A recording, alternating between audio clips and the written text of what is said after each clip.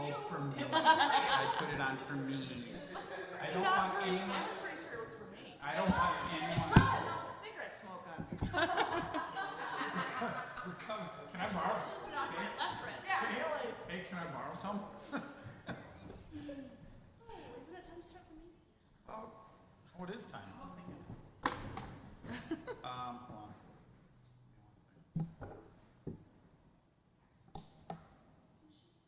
She did. Oh, you know what she did? Did you put one on mine? The icon for the, what do you call that app? I annotate? Yep. Oh. Please rise for the pledge and call this meeting to order. I pledge allegiance to the flag of the United States of America and to the republic for which it stands, one nation, under God, indivisible, with liberty and justice for all. All right, thank you all. We have a special meeting this afternoon, this evening. Is this mine? Mine's right here. Thank you, Vicky Sunzide. Could I please entertain a motion to approve the agenda? So moved. Second. Motion by Councilmember Monroe, seconded by Councilmember Henry. All in favor, say aye. Aye. Motion carries. Do we have any resident comments and or questions from residents? That's a no. We are going to jump right into interim land use controls ordinance relating to solar energy. For the public hearing, we'll start with Ms. Smith. Go over your presentation, and then we'll open the public hearing. Not to point out, but I talked to Erin today, and she's very nervous for this evening. Terrified. She's not really. Just seeing if she was listening. Mayor and Council, tonight we do have an action that requires a public hearing, and there will be a motion on the floor for the City Council. So on November 6, 2017, the City Council passed an ordinance that allowed the City Council and City staff to take some time to study solar energy systems. So at that time, there was language in that ordinance that had kind of an end date for when an ordinance needed to be adopted, which was April 16th, 2018. So based on the work that's been completed by City staff and the City Council at the most recent work session, it was determined that we would likely need a little bit more time to work through some information with both the Planning Commission and the City Council. So the ordinance before you tonight related to the motion is to extend the ordinance deadline to June 4th, 2018. So that would allow the Planning Commission to see it a few times before it comes back before Council for formal adoption. So tonight you have a public hearing related to that extension, and then there will be a motion to either extend, table, or deny. So tonight's the action is you can open up the public hearing, take public comment, close, discuss, and then entertain a motion. So okay. I'll open it up for discussion and take any questions. All right, so I need to open the public hearing. Do we need a motion to do that? I just open it. But those members of the public wishing to address the City Council should come forward and state their name and address for the record. After all comments are received, the public hearing will be closed, and then no further comments on this issue will be received at this meeting. So we have that open. We're going to leave that open for a good 15, 20 minutes. Is that all right?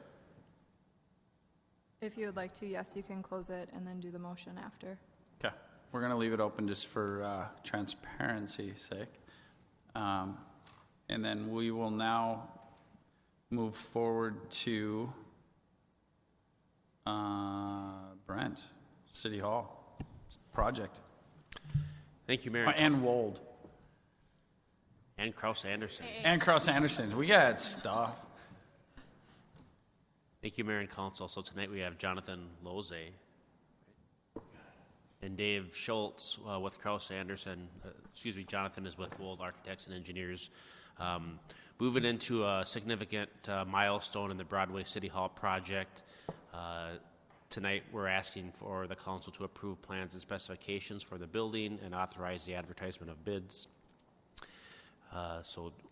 Prior to getting into kind of the construction side of what to expect, we've asked Wold to just run through the project again with the City Council.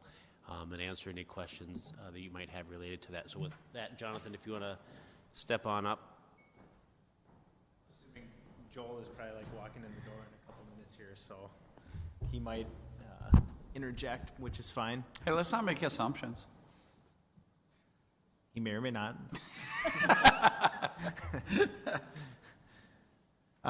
So just to run through the project, I think after design development, what we're doing is putting a lot more detail into the plan. So we're at the point now where we have full design documents ready to go out to bid. Just to walk through the floor plan very quickly, there have been only really minor adjustments to that since the last time you've looked at this, which for the most part probably have to do with the kitchen layout and trying to make sure that that met all of the code requirements to make a full commercial kitchen. So we've spent a lot of time placing equipment and getting it in the right spot to meet all the necessary health codes. Some additional revisions to maybe some of the storage items there. And then I think for the most part, the interaction between that and the multi-purpose room pretty much meets the intent that we were looking for. Outside of that, still have the main conference room as you walk into that level, a large lobby space with sort of a welcome wall that we're calling it, that'll have potentially some information for residents as they come in, and maybe even some sort of screen that represents the history of the city. And then the primary public restrooms behind that, and just a mechanical room in the corner that could serve potentially as storing just other building supplies and equipment. Going up to the next floor. Excuse me, Jonathan, could you or Joel, just because I don't think the council has seen this level of detail, explain the process that was used and the results from what I'd call kind of the mini kitchen committee that we had. So we had representatives from the Lions and staff meet and talk about kitchen equipment, and Wold had their kitchen designer participate, where we had Barb Swanson, Bill Buckingham, and Laura Nishi participate along with staff in that session. I think the council might appreciate that background on what's in there and what's changed from maybe the original kind of more block style drawings. Yeah, yep. I think it was important to meet with those groups and get feedback to understand how they're actually going to function. So somebody could ask for a commercial kitchen, and there's lots of prototypes out there for what we would do. But when we understood how Lions Club and other groups might be actually using it for cooking pancakes and how they would serve the public, that really drove probably a lot of the equipment. And we had to make some adjustments to how they would clean dishes and things like that. So having a much larger sort of griddle to be able to cook on, an oven that's next to that for warming and baking things, that's really the primary piece of equipment that ends up under that range hood, is that large griddle. So that was probably the biggest driver behind the plan, and you see that's like really smack dab in the middle of everything. And then related to that, on the back side, there's the 3-compartment sink. So that's where you'd wash most of the large utensils and cooking equipment that you would have.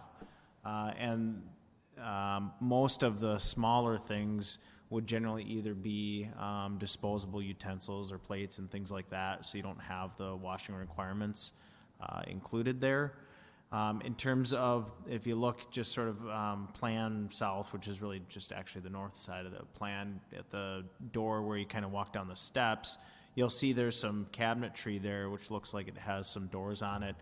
The purpose of those is really to store each individual group's equipment for things that they might want to keep on site. So right now, if you've been to the basement of the City Hall, you see some large areas where different groups like the Lions Club have started to kind of store things that they want to keep in the building over time, so that when they come back for another event, they don't have to move all that stuff around.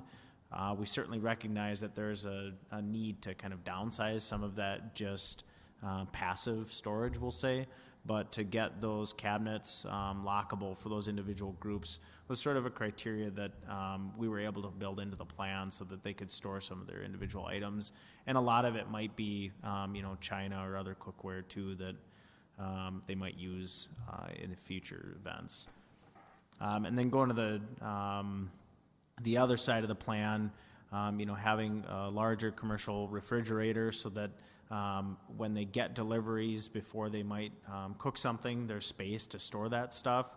And then there's actually a smaller freezer to store things more long term.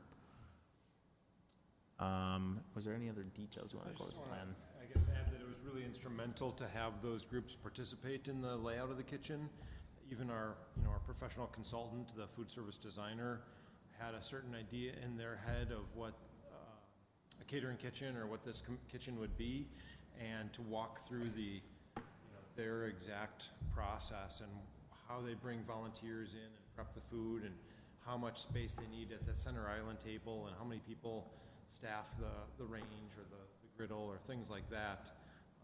We were really able to hone in on what their needs are, not overdo it, but also add some flexibility for if things change up slightly in the future. So it was really good to have their input, especially I forget her name, but the woman who does a lot of the cooking for the Lions and owns the bar downtown. She had a lot of great insight.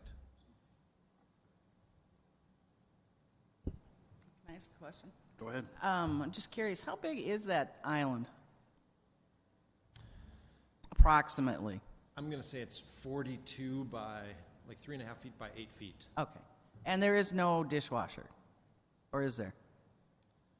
I believe we took the dishwasher out, but there is a 3-compartment sink. Okay. Just curious. Thanks. Will other people be able to use those utensils that are stored there? Other people that rent the facility? Or is that That's up to us. exclusively? It's up to us. The city won't have any utensils, so there isn't plans to have any dishes or utensils. It'd all be brought in by the groups that are going to use them. Right. Okay. So that was just as a follow-up to that was the design for some of the locker spaces for the Black Sox to, if they had ladles or spatulas, etc., something that was specific to that they could keep in those spaces. Uh, Second floor? Either that or if you want to go over. I'm sorry, just before we move, so the lockers are what's on the wall that's on the lower left-hand side? Correct. And then the refrigerator and freezer are on the far left-hand wall? Correct. Okay. So to the second floor.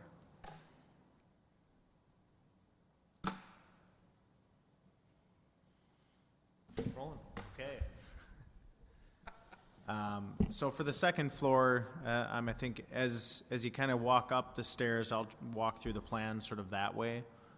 As the public were to come in, you would see the elevator right up there. The council chambers and large meeting space technically is on that far side of the lobby space. And so there's a new dais that meets accessibility. There's enough seating that meets approximately how many people would seat in this space now. But then there's also the AV room that's connected to that, as well as some other storage and an IT closet at the backside of that space. So it allows for sort of separation for some of the media equipment and recording equipment that typically the cable company, whoever comes in and does that, likes to have kind of their own space so they can kind of lock stuff off. It's still accessible for the city, but then it kind of creates a much better way to record and audio and visual recording devices just are better in a kind of more enclosed environment. And then the conference room on the other side of the plan could be utilized for any sort of ancillary meetings or even breakout work session meetings potentially there, and also has a connection back into that public area or staff area. So when you're thinking about sort of the security aspect of City Hall, if you look at the red and the blue, the blue is really where the public are all able to be, and the red is really where staff all are. And there's a couple intersection points that would be managed with card readers. So the conference room there, public can always come in there, but they can't just walk back into the staff area. That would be actually only accessible by staff. But if you have a meeting with citizens or something like that, that you need to break off and meet with them separately, the staff would come out and meet them in that conference room. And so you're really always creating a separation between those two different uses so that the public can't just walk back in and, wreak havoc in the office. And sometimes it's, somebody wants to run back and, try to talk to Brent or something like that, and it's not always something bad, but you want to be able to show you're managing that, so. It'll be fine. And then if you go back behind the large meeting space, that's where there's like a smaller break room and kind of work area, but technically really that's so that you could serve during larger meetings, you can sort of serve snacks or something like that it made sense to have that in between sort of the staff area and that large meeting space so that the staff can use it as a normal break room, but it also becomes sort of an interstitial space between the large meeting room and the staff area where there's sort of potential to have food or anything like that in the back. But as you also see, there is a way to get back into that break room from the large meeting room. So as a city council meeting might be held in there, they would, yourselves would be able to go back into that door outside of the public, and so you'd start to be able to get back towards that secure area in the event that something should happen.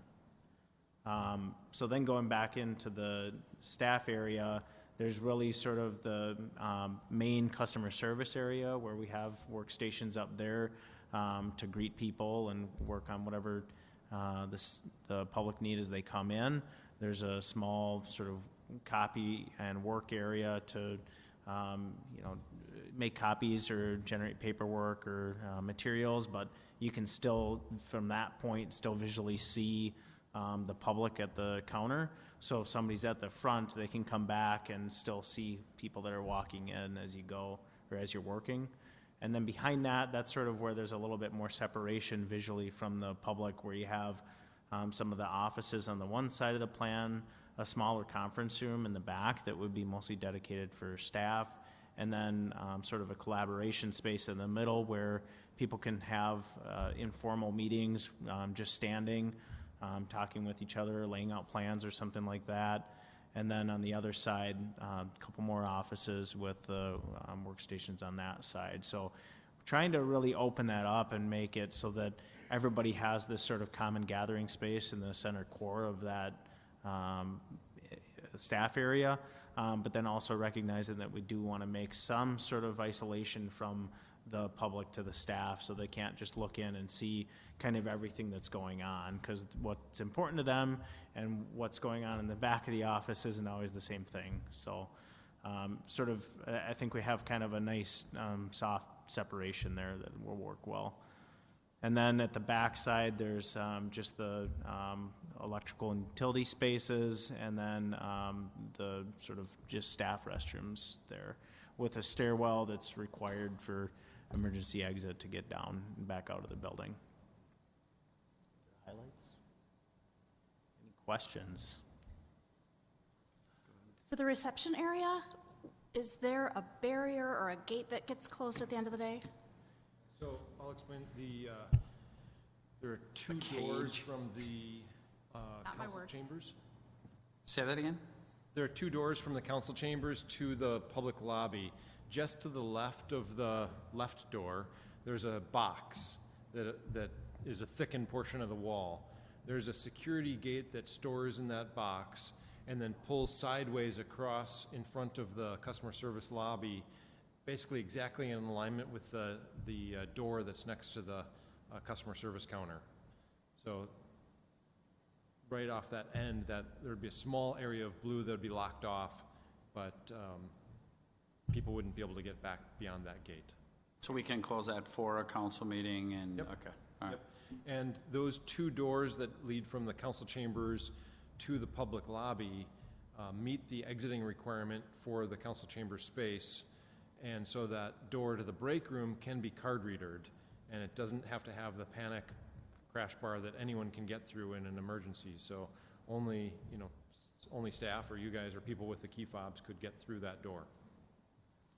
Okay, so the only question I have, and I think this all looks very good, we toured a couple of different city halls. In talking about some security, I think one or two of them was way over the top with bulletproof glass and everything else. Is there, two questions, is that dais going to be bulletproof? We do have that detailed. Okay. To have, that's pretty much standard in our office to add a layer of ballistic resistant Kevlar under the wood finish in a dais. Got it, okay. And then the second question actually is now relatively ancillary because I wanted some kind of an escape. Whoever's down on the west end of that dais has to climb all the way over and go around to that door.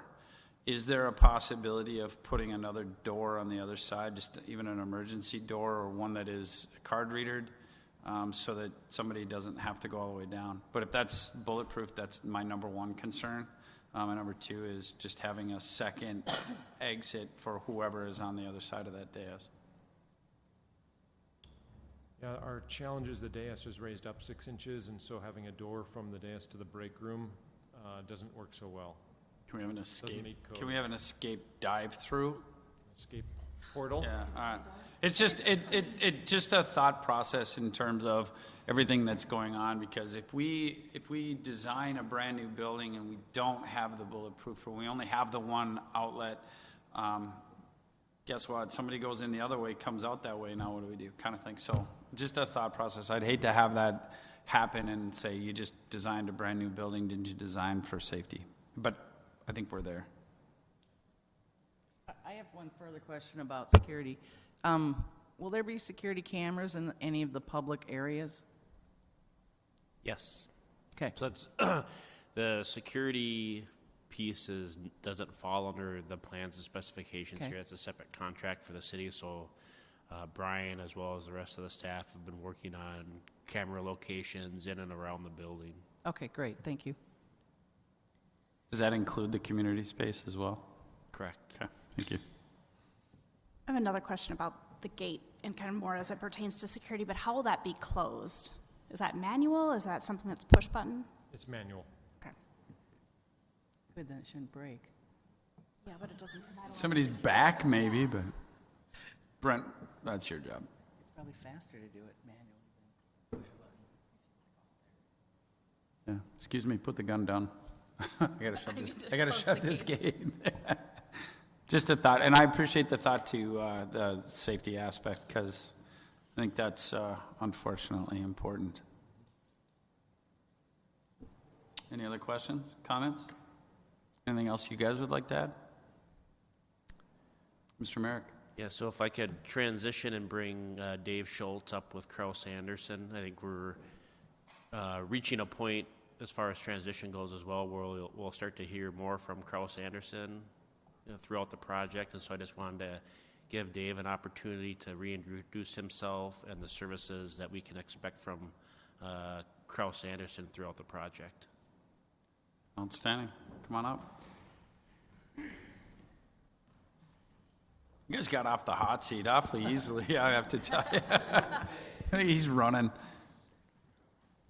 Like Brent said, I'm Dave Schultz with Kraus Anderson, and we'll be basically facilitating the bidding process with Wold sending the bid documents to us hopefully this Thursday, and then we'll get those out.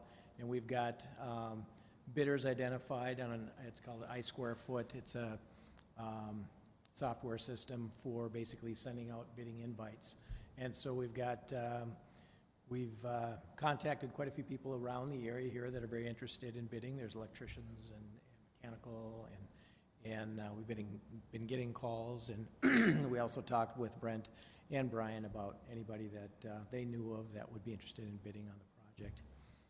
And on bid day, we'll be opening the bids, reading them aloud, and then facilitating the bid tab, and then meeting with Brent to gather up all the bidding results, and then we'll formulate recommendations for you for award for all the different bid scopes that we bid.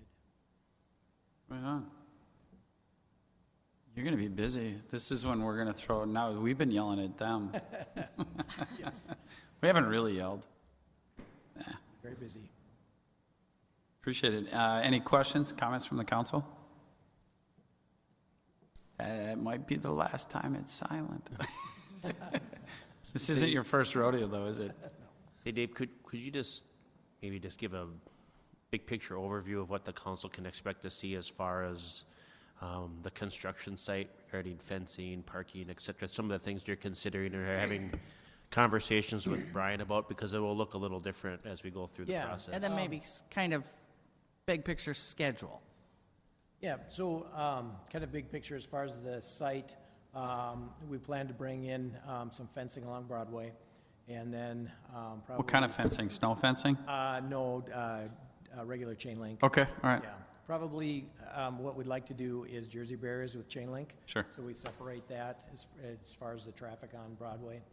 And then probably at the end of the parking space, anymore if we can get it, but because it's a pretty tight site for bringing in materials, bringing in cranes for steel erection and precast plank. Are we going to shut down the street at all?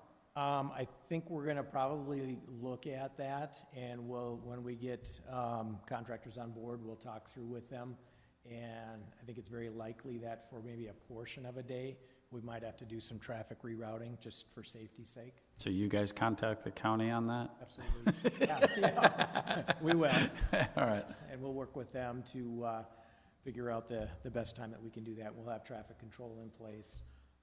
So we'll have flaggers and everything that we need so that we can do this safely. And then we're gonna, as we have materials, we'll basically try to bring in materials on kind of a just-in-time type scheduling. And we've talked a little bit about if there's some nearby kind of off-site storage that we can do to have materials that come in that we could store there and then bring over to the site for bringing into the building and putting in. So we'll still be working on that. Also looking at having a Kraus-Anderson trailer on site somewhere. We've got a proposed location right around the corner on 4th. We'll look at how that works with everything. And then as far as schedule, I mean, we'll be coming in, we'll be taking the building down and in its entirety, including the footings, foundations, and then we've got some soil corrections. So we'll be bringing in materials to basically fill the pad back up to where we need it to be. And then from there, we've got foundations and footings, concrete. And So then what do you think the time frame is to demolish and remediate soils and footings? I would say the better part of probably 5-6 weeks. Okay. To get the building down and to get everything. We've got some challenges because we're up against the levee, so we want to make sure that the DNR is aware of where we're at and all the proper soils are being used for backfilling, so we don't create any issues there. We've been talking with Brian about that, and we'll be getting more information. Get the skid loader out of the creek. Yeah, exactly.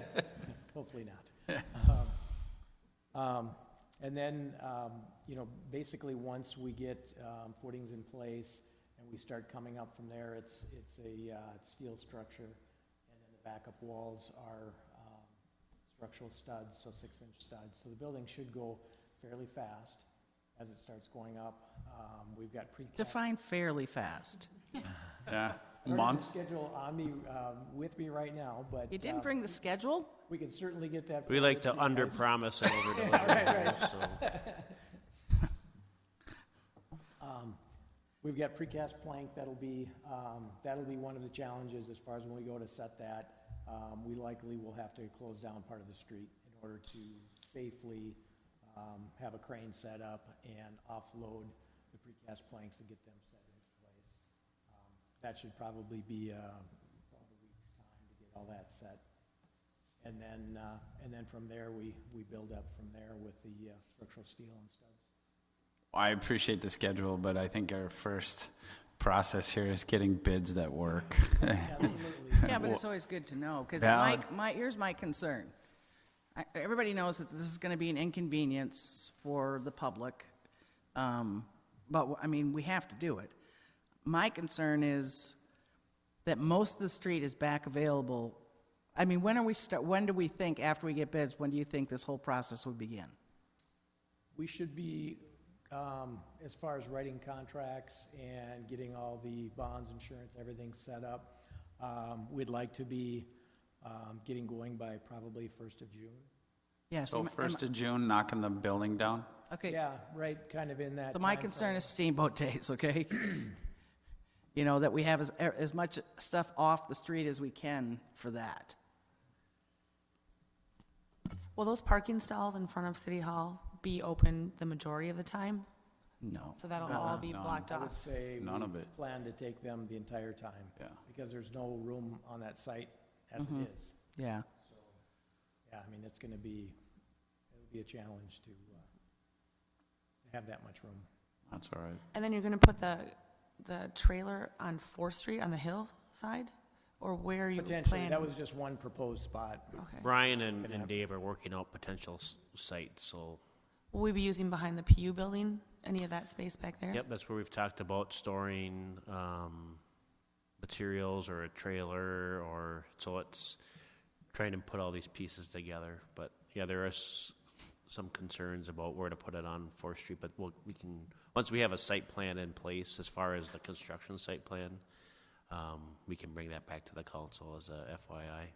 I say do whatever you need to do this as quickly as possible, because we're all going to have the pain. We chose the site. We knew it was a nightmare. I say just do whatever you need to do. Yeah, and our biggest thing is taking the space that we need and being able to offload materials and do everything safely. Right. Yep. Safely for traffic and pedestrians. And we did, as we were putting the specifications together, did mention to Dave and KA that when Steamboat Days was, so they're aware of that, so that there's not, work going on that Friday afternoon and deliveries coming in, et cetera, so. And it doesn't come to a shock when we tell them in July that in September you're going to need to have some of this stuff off. It's all part of the deal. Correct. Cool. Thank you. Okay, So this will be up and running by December 1st? Is that what I heard? I'm just kidding, Nick. Nick, but that Nick, does, you've done this before. Can we do a reverse reference? No, just kidding, Nick. okay, so what is the approximate end time when it's occupiable? If bids go well and weather If we companies. get off to a good start, it would be probably about April. April, May, June, yeah. Yeah, next year from Steamboat Days. Never over, deliver, under promise. All right, anyone have any questions, Thank you very comments? much for all the Yeah, thank you. information. I hope we're this good of friends in like 3-4 months. Just have one more piece to add as an informational item. So it's not typical, but we are going to be starting a site plan approval process that Aaron's going to be facilitating through the Planning Commission and Council. Wanted to get through the financing piece and the planning pieces prior to going through a site plan process, so it'll seem a little backwards because it is.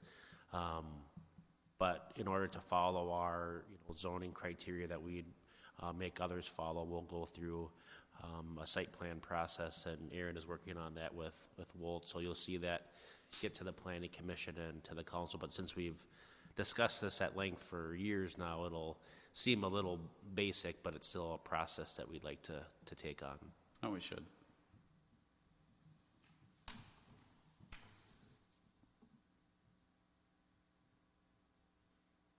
Are we done talking? Okay, can I make a motion then? Please do. I'd like to make a motion to approve the plans, specifications, and authorize the advertisement of bids for the City Hall project. Second. Motion by Councilmember Monroe, second by Councilmember Johnson. Any further comments or questions? I'm just very happy this day is here. Hello. 20 years. And I appreciate everybody's hard work. Y'all did a A lot of work on this. I'm gonna really appreciate your hard work when the bids come in where we need them to come in. The kumbaya, let's ease into the kumbaya. But so far, so really, really good. So thank you all as well. Good point. Anyone else? There's a motion and a second. All in favor, say aye. Aye. Any opposed? Motion carries. Thanks, guys. Nice job. Thank you. And nice job, council, staff, everyone. Even you, Nick. All right, let's go back to the public hearing. We obviously have no one here.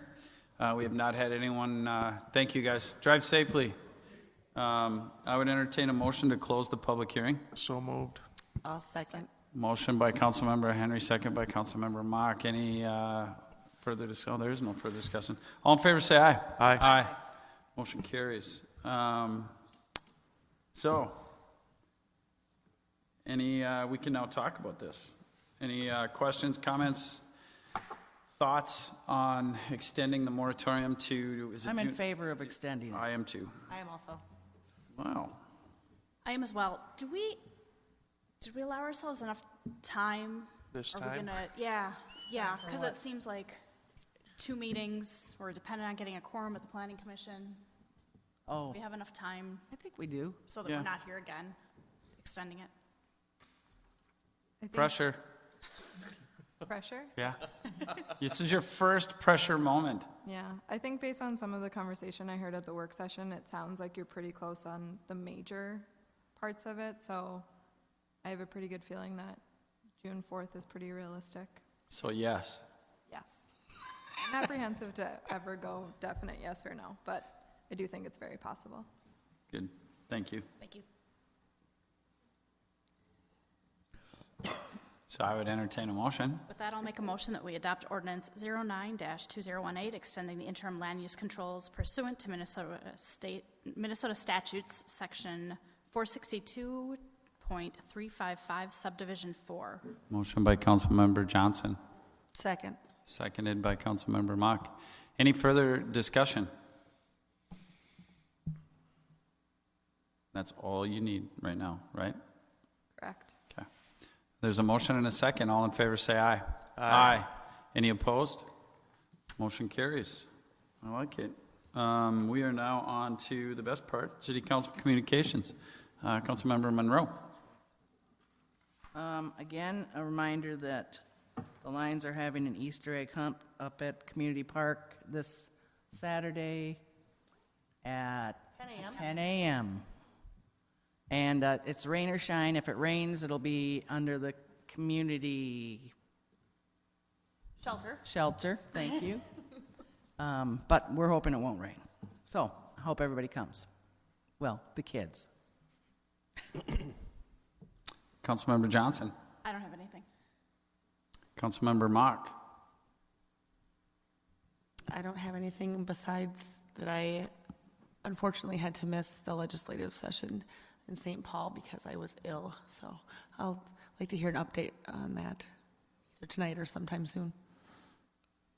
Councilmember Henry. Question for some members of the Lions. When are they having their pork chop? July. April 20th. April 20th. 5 to 7 or 5 to 8? 4 to 8. 4 to 8 that's Friday. at- Sticks Tavern at Dahlgreen. Yep, Sticks Tavern in Dahlgreen. I got nothing. I will just give a brief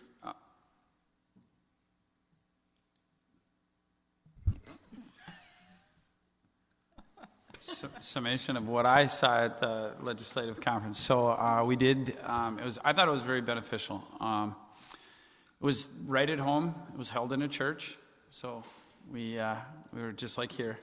But we did have an opportunity to sit down with Senator Jensen and Representative Nash. I'm not sure what we forwarded, how far along we got. Senator Jensen enjoyed the newspaper while we were there and some junk mail. What do you mean? He was reading his mail? He did, yep. I called him out on it. But it was odd. But at the same time, I think it was really good networking and moving forward with what We didn't have a lot of legislative priorities that we were looking for. What we did put on the table was some help with funding for our levy project and trying to find out what the feasibility study, if we could get some help with that. We were in conjunction with Watertown and, oh boy, Cologne, no, Hamburg, sorry. And Hamburg has a large water tower project that they're looking for, and Watertown had, I believe, a wastewater that they're trying to move forward with. So, as always, there's money needed everywhere. I'll get to you. You're just chomping at the bit. Just wanted to finish. Actually, I didn't have anything else. I'm just listening. But I mean, active listener. You know, those are always really, really good. It's really impressive to me to see, you know, Brent is on the board at the League of Minnesota Cities, and it's impressive to me to see how many people Brent knows and how many people know Brent. And I know a lot of people through the 20 years of doing this, but I really think that we're set up very well for the future based upon how Brent goes about and the network that he has created. And it's interesting because at times I'm along for the ride, and at times I get to go and talk to some people that I know, but I really appreciate the job that Brent does in representing us on a statewide level. And this is a statewide level, so well done, even though you kind of interrupted me. Did you have anything you'd like to add? Thank you for the compliment. You're welcome. A couple items related to the legislative conference. Newspaper? In a kind of way related to the newspaper. There's legislation out there regarding competitive bid limits, where the limit would be increased from 100,000 to 175,000. So the impact to that for the city is significant as far as legal notices go. So we'll still follow our same process for quoting, but we won't need plans and specifications detailed and then have to publish that notice in the newspaper. So that would save the city money related to preparing engineered plans and specs on smaller scale projects, and then the cost of publishing that in the local paper. The second piece is we're soliciting quotes for cleanup day, so we're expecting that to be sometime in probably toward the end of May, but then we'll get that posting included in the would be the May utility bill. And then the third piece, just as a FYI, I'll be out of the office on Thursday and Friday. Was what? He'll be out of the office on Thursday okay. and Friday. All right. When are we planning the cleanup day again? I'm sorry, what did you We don't have a date yet. Brian is soliciting quotes, and then we'll work with the contractor on a date, but we'll want to have it later enough in May so that we can late May? Okay. publish it in the utility bill, so that folks have enough time to get their Same format as last year? correct. Okay. Do we have a number set aside in the budget for that? Correct. Okay, thank you. Anything else?